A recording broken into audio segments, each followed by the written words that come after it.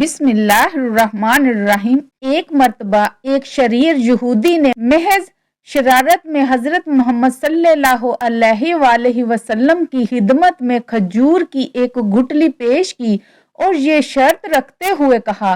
کہ اگر آپ آج اس گٹلی کو مٹی اور پانی کے نیچے دبا دیں اور کل یہ ایسا ایک تناور درخت بن جائے اور زمین پر لہلہانے لگے جس میں پھل یعنی کھجوریں بھی پیدا ہو جائیں تو میں آپ کی تعلیمات پر ایمان لے آؤں گا، گویا مسلمان ہو جاؤں گا۔ رسول اللہ صلی اللہ علیہ وآلہ وسلم نے اس کی یہ شرط تسلیم کر لی اور ایک جگہ جا کر آپ صلی اللہ علیہ وآلہ وسلم نے اس گٹلی کو مٹی کے نیچے دبا دیا اور اس پر پانی ڈالا اور اللہ سبحانہ و تعالیٰ سے دعا بھی کی اور وہاں سے واپس تشریف لے آئے۔ محترم ناظرین،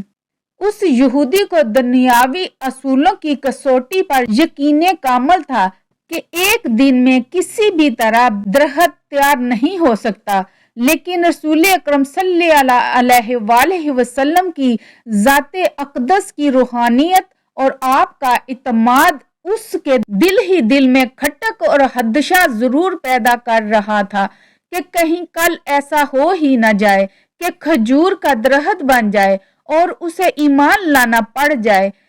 اس نے اپنے اس وسوسے کو دور کرنے کے لیے دنیاوی اصولوں کی مدد لی اور شام کو اس جگہ پر جا کر جہاں کھجور کی گٹلی آقائے دو جہاں صلی اللہ علیہ وآلہ وسلم نے بوئی تھی اس کو وہاں سے نکال لیا اور خوش واپس آ گیا کہ اب کھجور کا نکلنا تو درکنار، کھجور کے درخت کا نکلنا ہی محال ہے، لیکن وہ نہیں جانتا تھا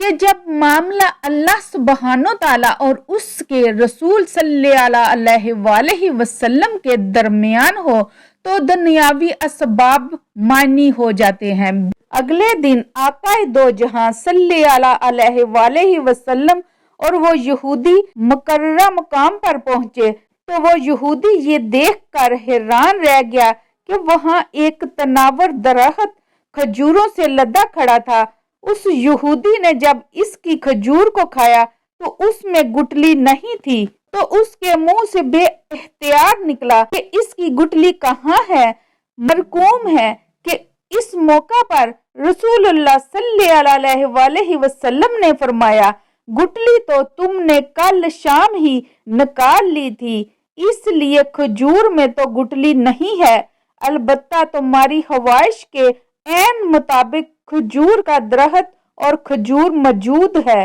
محترم ناظرین، کہا جاتا ہے کہ وہ یہودی اللہ سبحانہ تعالیٰ کے اذن سے رسول اکرم صلی اللہ علیہ وآلہ وسلم کے اس معجزے کو دیکھ کر مسلمان ہو گیا۔ اس واقعہ کے بعد سے آج تک بغیر گٹلی والی معجزاتی کھجور مدینہ منورہ میں خوب اگتی ہے۔ ناظرین،